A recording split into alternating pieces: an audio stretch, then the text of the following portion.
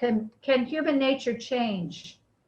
Shallow thinkers sometimes say doggedly and pessimistically, human nature never changes, or you can't change human nature. The truth is that there is no need for human nature to change. The nature of man and woman is such that he or she can bring an unlimited quantity of good into his or her life. That is the nature, and no better arrangement could be imagined. Human nature is such that anyone can turn to God anywhere at any time, and by believing in his care and protection, and thinking in accordance with this belief, fill one's heart with peace and poise, rebuild one's body into health and strength, and surround oneself with harmonious and joyous conditions. A short scripture from John chapter 10, verse 10. I have come that they might have life, and that they might have it more abundantly. Thank you. So I want to reread two of the sentences here. The nature of man is such that he can bring an unlimited quantity of good into his life. That is his nature, and no better arrangement can be imagined. Essentially, Fox is telling us that we can, with divine help, move ourselves toward a more divine-like life. And unfortunately, some people conclude that this possibility means they're not good enough now, and they won't be good enough unless they're perfect. The issue of perfection is one that is common, at least among some believers in Christianity and the Bible. In the Christian Bible, there are multiple calls for perfection, and a good example is Matthew 5:48, and I'm going to read it from three different translations. From King James, be ye therefore perfect, even as your Father which is in heaven is perfect. The World English Bible translates it as, therefore you shall be perfect, just as your Father in heaven is perfect. George Lamsa, translating from the Aramaic, the Peshitta scripts, has it, therefore become perfect, just as your Father in heaven is perfect. And let's see, I thought I had here, do I have that quote? Yeah, from Leviticus. Speak unto all the congregation of the children of Israel, and say unto them, you shall be holy, for I, the Lord, am your God, am holy. So in many churches, what they're preaching is, you need to be perfect or you're going to hell. And I got curious about, well, what are they talking about? What is perfect to them? And there's a bunch of different interpretations. I'm going to share some with you. For many scholars, perfect in this regard is brought to its end, finished, lacking nothing necessary to completeness. And originally, in philosophy, it was applied to like a mechanism, a clock, for instance. When a machine that is complete in its parts and it is functioning appropriately, no part is defective or wanting. To Greek philosophers, perfect or perfection is being able to fully carry out your intended function, a very different approach. Others believe that Jesus in Matthew and in his other statements was setting a goal for each of us that was certain to be unattainable, impossible, so that we would, realizing this, be appropriately humble in the face of God. In other words, encouraging pursuit, but complete attainment is not expected, though we are to think less of ourselves if we're not attaining completely. And then there's at least one theologian who argues that we are perfect when we love all of humankind the way Christ does, which is, again, a much, if you will, a much easier perfection to seek. Now, the problem is that it's too easy for us to put perfection on the throne. And thus, list ourselves as not okay, or in conservative Christian terms, deeply sinful, simply because we aren't doing everything perfectly, because we can't do everything perfectly. Both, and I'm talking both on the spiritual side and the temporal or the earth side of things. In point of fact, we are being imperfect when we judge ourselves harshly for living an imperfect life and having only an imperfect connection to the divine. So it's like a catch-22. If we allow ourselves to live with this belief, in this belief, we're creating a self-fulfilling prophecy. We can struggle, but no matter how much we struggle, we're going to fail to live up to that standard because we can't do it. And yet we've been taught that we must meet this perfect standard in order to be okay. But many people faced with that challenge choose not to struggle and instead live a low, unloved, unloving, and I'll say often untethered life. Yeah, I can't do it, so I'm not even going to try, sort of thing. And I've encountered enough people, particularly in my lift among my lift clientele, who are so sure that they're likely to fail and so scared of failing to meet this high level of perfection in any part of their life that they're paralyzed. They restrict their lives to the barest of goals, barest of activities. I know one person, and someone none of you has ever met, never will, so I can talk a little freely here, who is so paralyzed that she essentially is living on welfare and handouts because she's too scared to try and show how imperfect she is to herself. Now, that's one form, if you will, of putting perfection on the altar, holding it up so high you can't possibly attain it. Because most of the time when we put something on the altar, it's regarded as something that's way above us. There are those, and I'm going to talk specifically in the Christian tradition here because I know it best, but it is, as near as I can tell, true in many faith traditions, who are so committed to at least appearing perfect that they in fact are failing more. And a good set of examples, if you will. Let's look at traditional Christian, very conservative Christianity, where hellfire and brimstone is a very real thing, and you must live up to this extremely exacting. You know, in the worst case, you have to have a long dress, you have to have long sleeves if you're a woman, you have to have long hair, sexual abstinence before marriage, no drinking, no dancing, you know the whole drill. Well, studies have shown that the states in this country which are in which this kind of religion is dominant, the swath of the South, for instance, they have the highest percentages of people engaging in pornography, who have gambling addiction, heavy drinking and alcoholism problems, domestic abuse, adultery, pregnancy out of marriage, and drug addiction. They put this up on the altar, they fail, and then they fail hugely, if you will.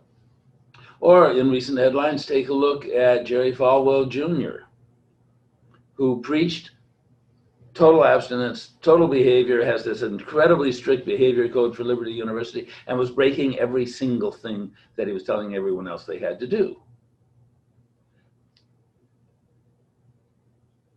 Often the call of hypocrisy fits.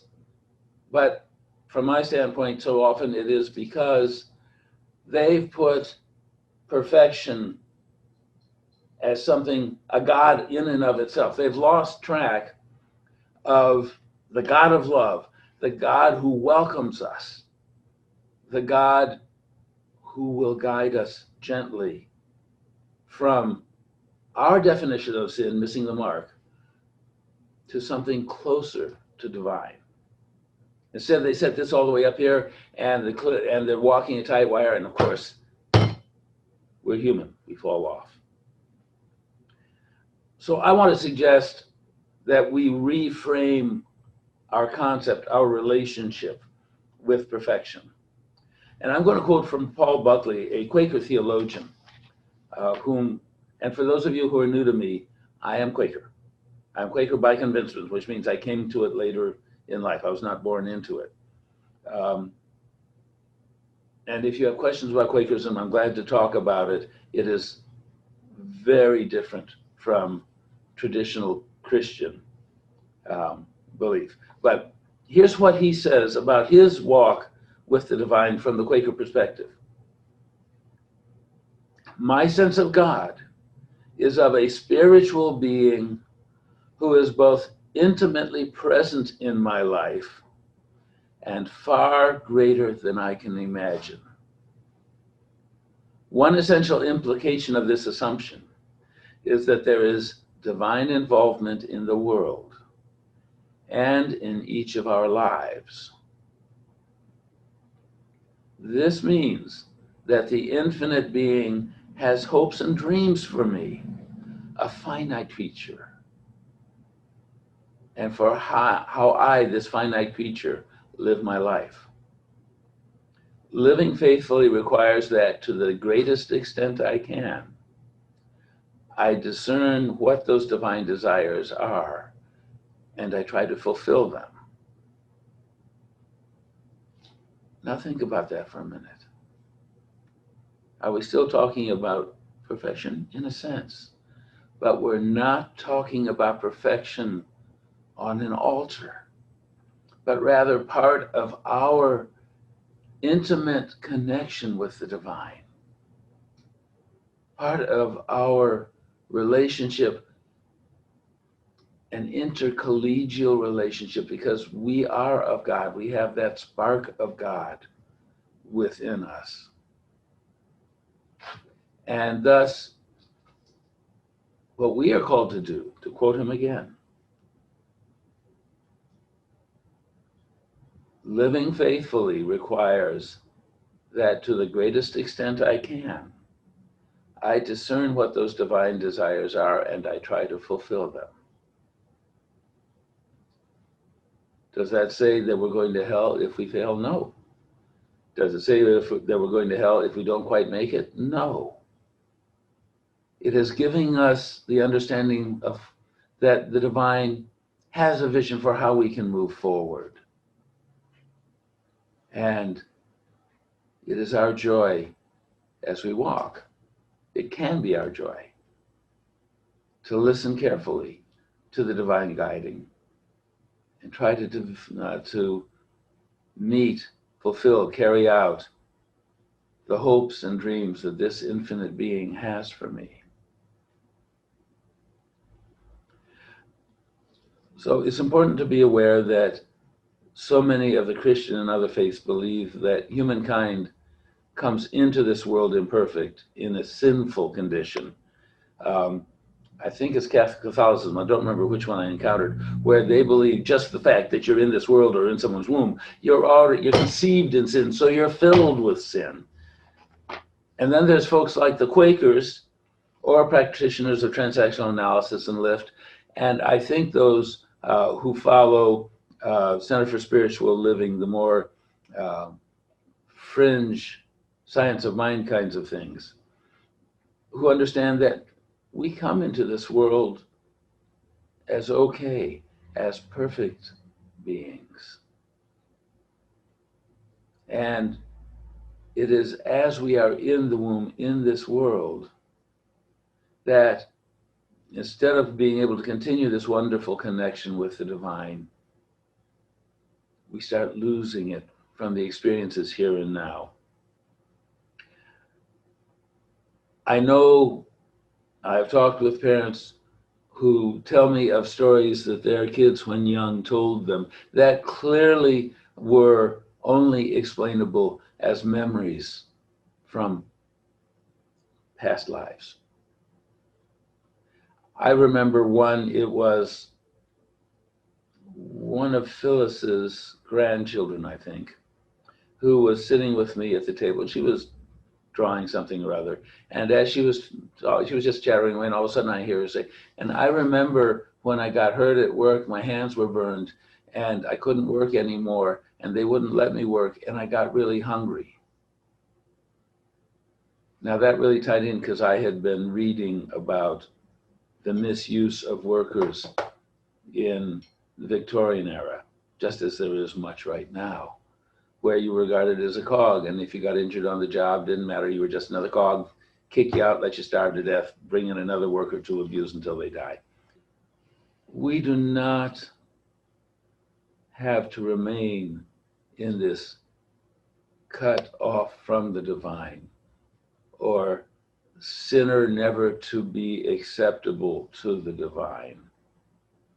If we realize that we came in with the spark of God within, that we could hear through the spark of God, through the universe, through the divine, about truths. Eric Berne, the founder of transactional analysis, had a unique way of explaining it.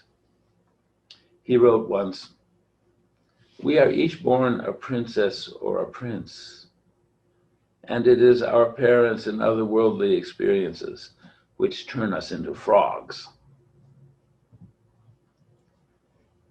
Now, all of us here, we don't have to remain frogs.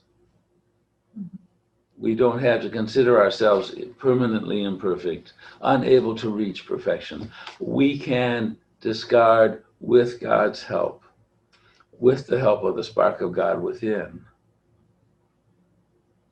the damages, the leadings astray, the missing the marks, because God's love can help us walk up a ramp toward the more perfect life, the more perfect being.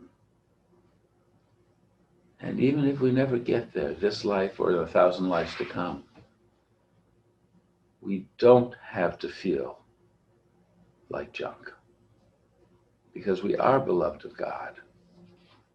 We have that God within us. And to the extent we choose, we can move forward.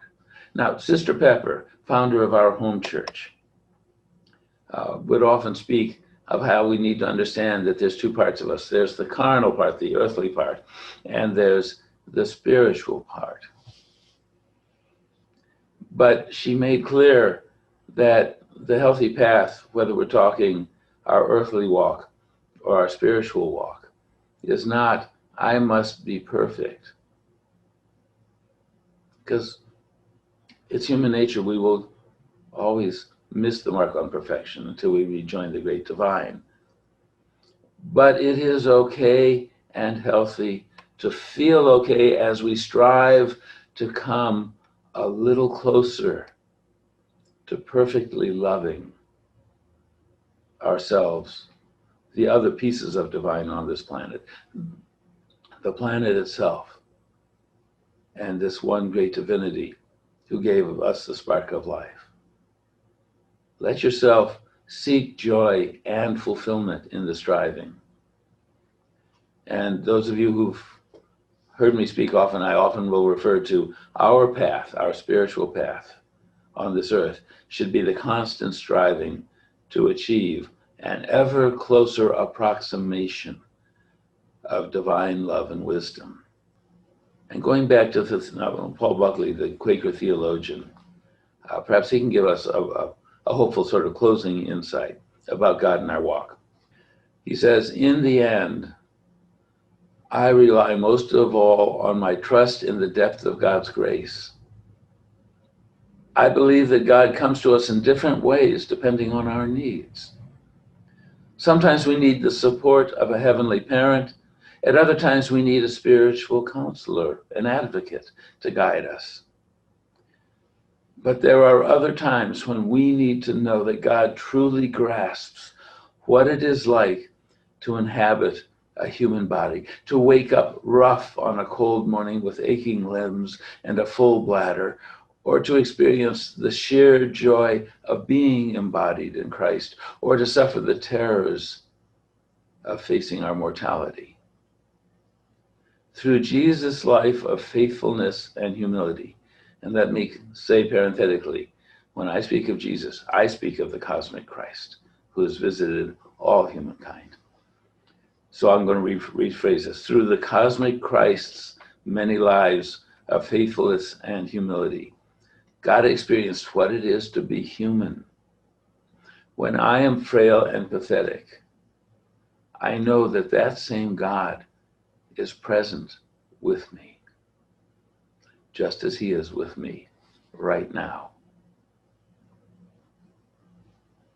So when you consider your spiritual and your temporal life, the way that Paul Buckley has mentioned, the way I've talked about, any demand that you may be carrying around in your mind about you should be perfect every day in every way, let it melt in divine love and divine caring, and your new understanding that you are a child of God, moving at all appropriate speed toward the perfection of divine love. So be thou not paralyzed by thy perceptions of thy condition and the tasks ahead of thee. Walk forward in faith. Walk forward in the knowledge that the divine is walking with thee. And lest you feel paralyzed by the uncertainty of the future, here's a nice little prayer. Dear God, help me do at least one thing perfectly in my life. Meanwhile, please help me today to do something to help things move closer to divine perfection.